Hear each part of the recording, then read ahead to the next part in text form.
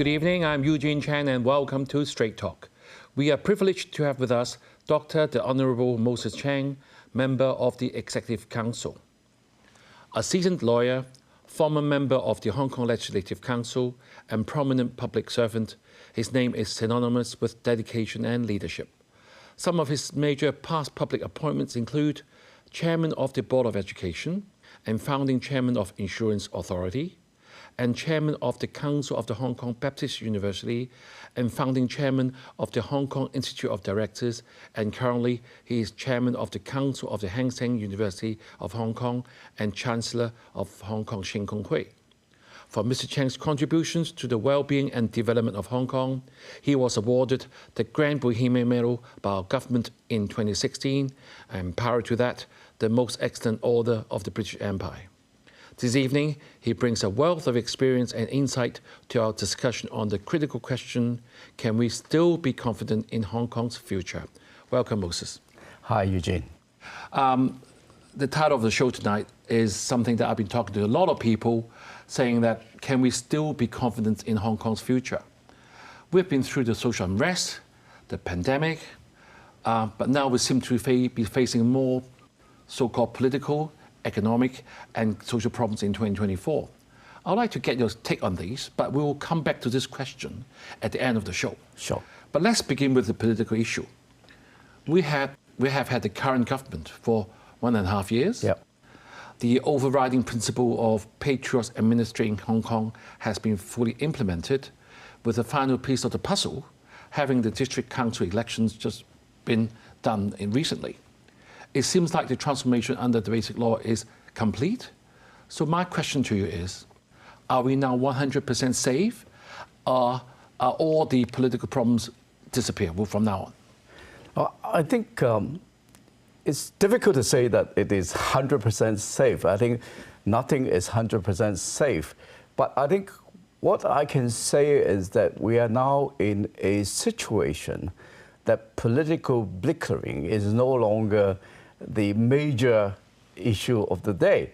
I think what we can see is that people are now back to discussion, I would say is really logical and sensible discussion as to how we can tackle the problems in Hong Kong, and also the problem that we're facing vis-a-vis the world. I think that's important in the sense that it's important for the proper development of Hong Kong. It is important for bringing young people to see that there is hope in the future. There are opportunities, plenty of opportunity in Hong Kong, as we can see that Hong Kong is a place full of opportunities. However, I think it's the political bickering and a lot of, how would I say, a lot of unnecessary overemphasis of the problems facing Hong Kong in its political system before, that has sort of dampened people's confidence and trust in Hong Kong.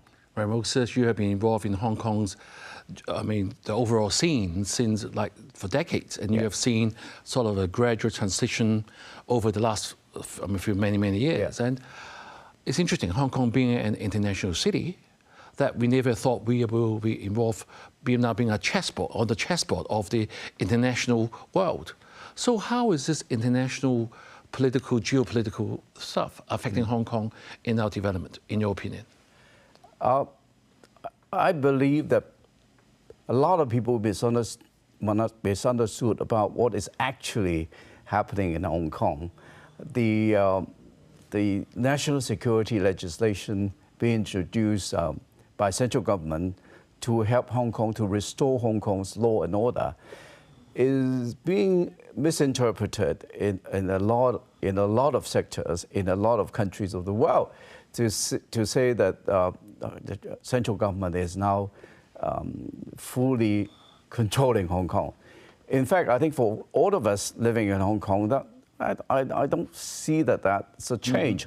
But on the contrary, the disturbances, the worries, the dangers that we were exposed to during the period of unrest in 2019 and 2020 20,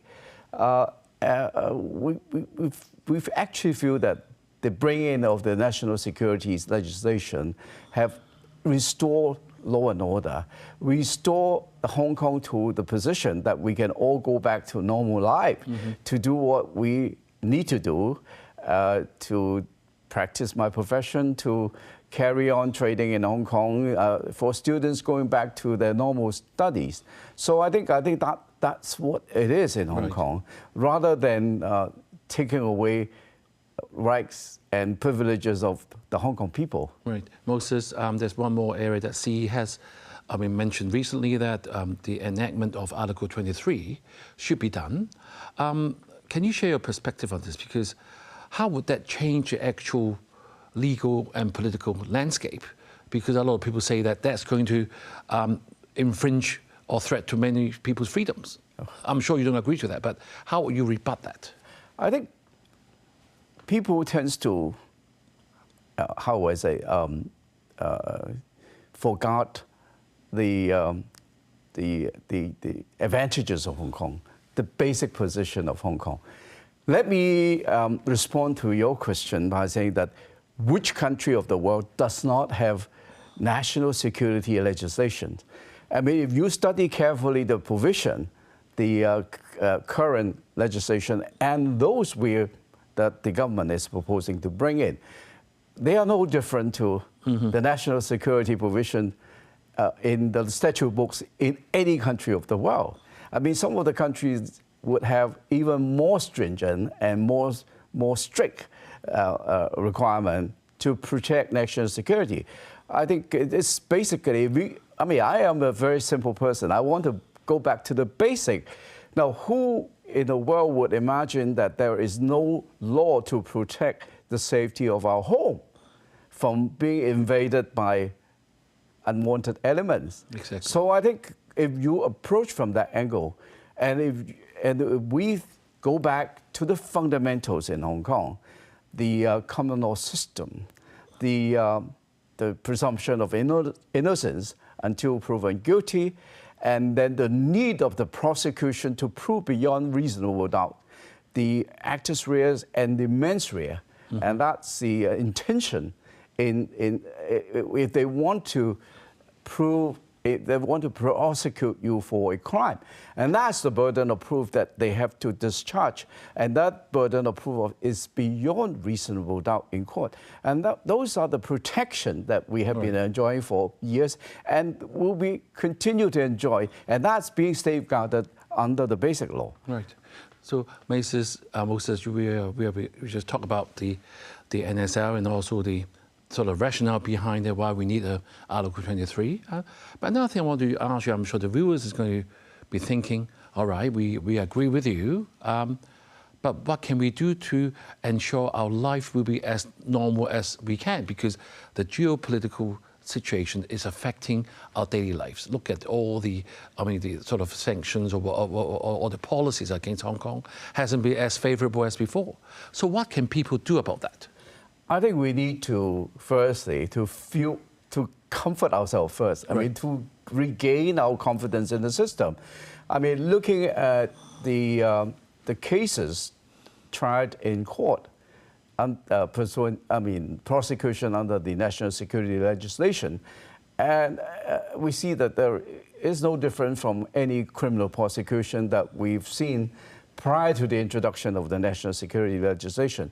So we can have full confidence in the independence of the judiciary and the legal system that we have enjoyed for so many years, and which is being safeguarded by the basic law. Right. So if we look at that, there is nothing for us to doubt that things would change or life would be different upon the introduction of the legislation of future legislation pursuant to Article 23. Right, Moses.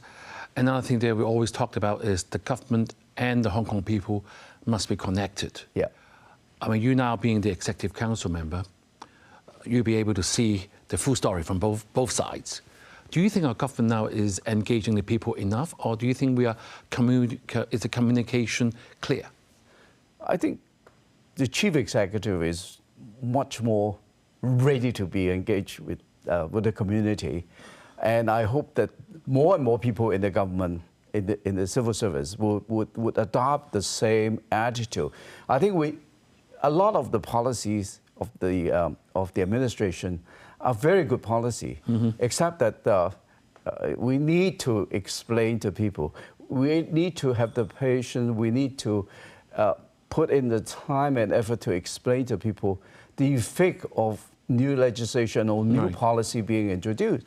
Then people will understand the rationale behind it and how these legislation would help to improve our life. Now, if they can see the advantages, if they can see the positive sides of the introduction of these new policies and the new legislation, then they would have confidence. So I think it's really, if we need to improve upon it, it's really the communication with the people, the public education program. I think instead of just explaining to people the provision, we have to go to the extent of explaining to them why do we need the legislation, why do we need the new policy, and what is the new policy and new legislation, and how that is going to enhance the quality of life for all of us in Hong Kong. Right. Let's take a break now, viewers. Stay tuned. We will see you right back here on Straight Talk in just a few moments.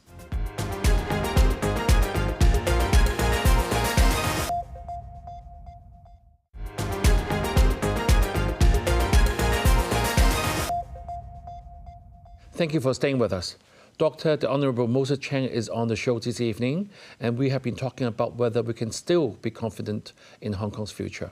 So Moses, in the first half, you had said categorically, very clearly, that the national security legislation and Article 23 is something that a lot, if not all countries have that, and we should be very happy that we are getting that fixed, hopefully soon, and that you think we should be comforted not to be too worried about all these side issues that sort of hinder our confidence. One thing I want to touch on is the actual economy. Many Hong Kong people like myself, we are quite shocked to see that many shops are actually vacant in prime business district like the Causeway Bay or even Tsim Sha Tsui or even Central. And all the restaurants are not busy, and most of the chefs actually even leave the restaurant at about 9 o'clock. There have been some recovery post-pandemic. Will you say this is going to be our new normal? Can the government do anything to sort of bring back more business activities? I think business activities cannot be brought back by government.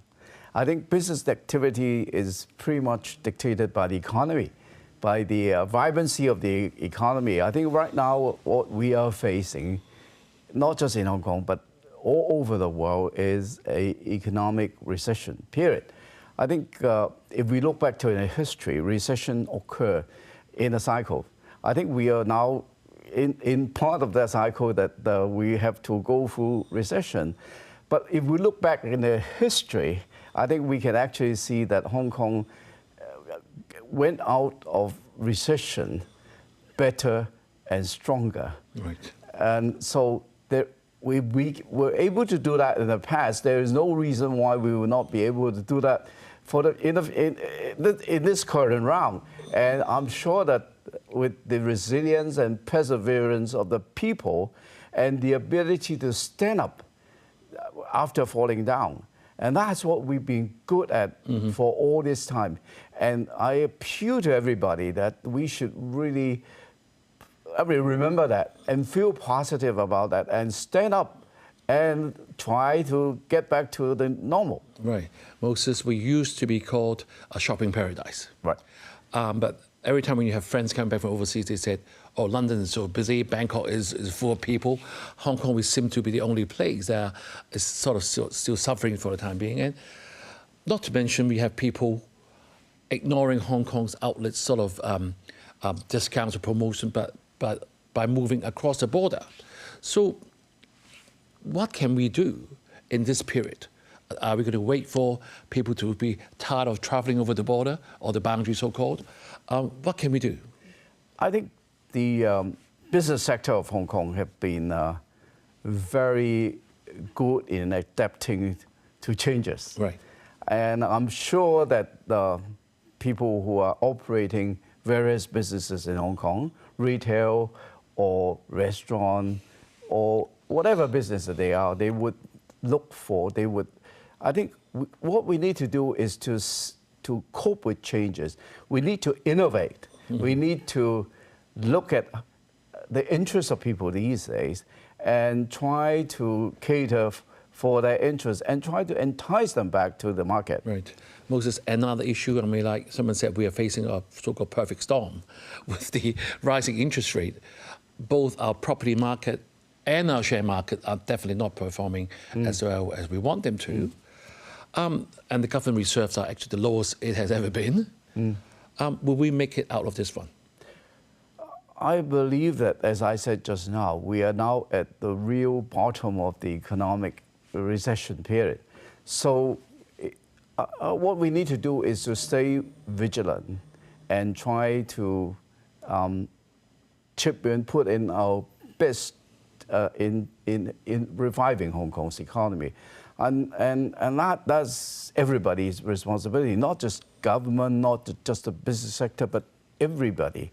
So I think Hong Kong peoples need to work together to bring us back to better time. Right. Since you're being so positive, I'm going to ask you more sort of negative scenario. Okay. What major challenge we have, as in the last many shows that viewers would have picked up, is our manpower and talent shortages. Right. Yeah. The most public example, the recent one, was the Cathay Pacific crisis. Many travellers were affected.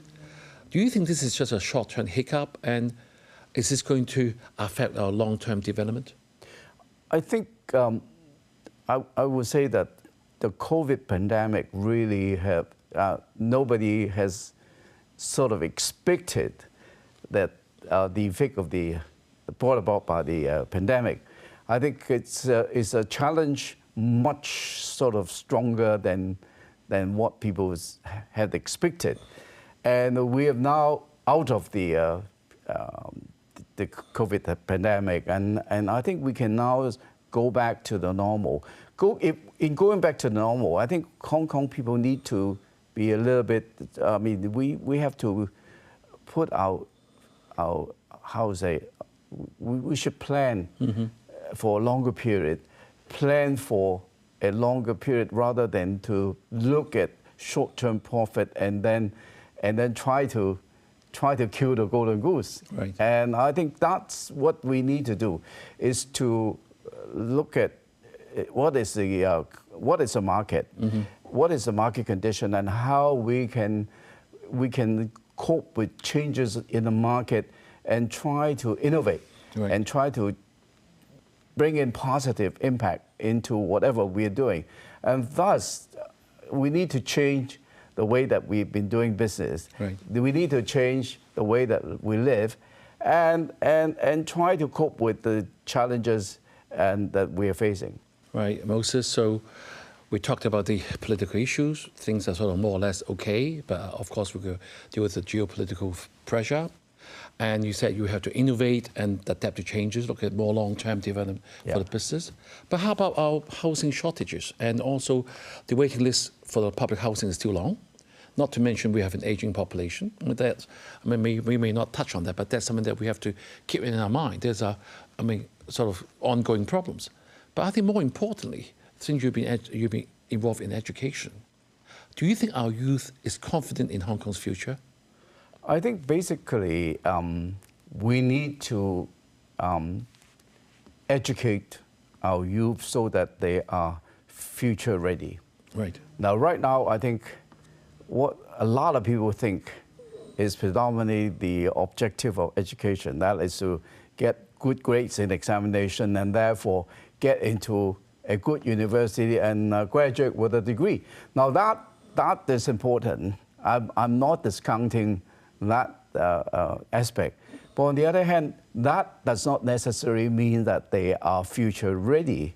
Right. So I think the, how would I say, the artificial intelligence and availability of big data and the advance in technology would displace a lot of jobs in the market. So right now, what we are seeing is the mismatch of skills and training with what is needed in the job market. Right. So I think we need to look at that in detail and try to change and cope with this development, so that our youth are being equipped with the necessary values, with the necessary skills, that they are future ready. Right.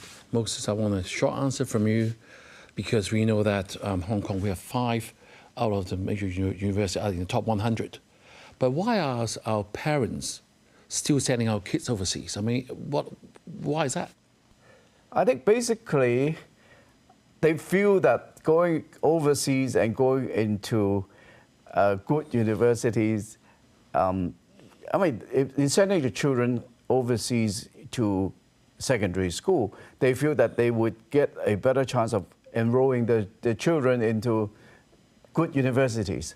Now, that is not necessarily the case if they would really look at the data, at the result of some of the performance of our schools in terms of getting admittance into major university here in Hong Kong as well as in different countries of the world. We'll see that students studying overseas and students studying locally would have the sort of similar and equal opportunity to get in. So I think that is something that could very well be the misunderstanding. Now, I would say that for children who are ready to go abroad to study, you should send them abroad because you can broaden up their horizon and broaden their global perspective. But if they are not ready, don't send them away because they will not help them. Right. Moses, I'm going to ask you the last most important question. Maria Tam was on the show a few weeks ago, and she highlighted our strength with the second freest economy globally, 6th globally for rule and order, and 9th for absence of corruption, even better than above the US rule of law. We're the 4th leading financial center in the world. Simple question is that enough to pull us through this?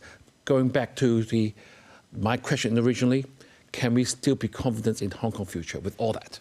My clear answer is an absolute yes, because I think the fundamentals of Hong Kong have not changed. I think what we need to do is that Hong Kong people need to feel good themselves about Hong Kong, about themselves.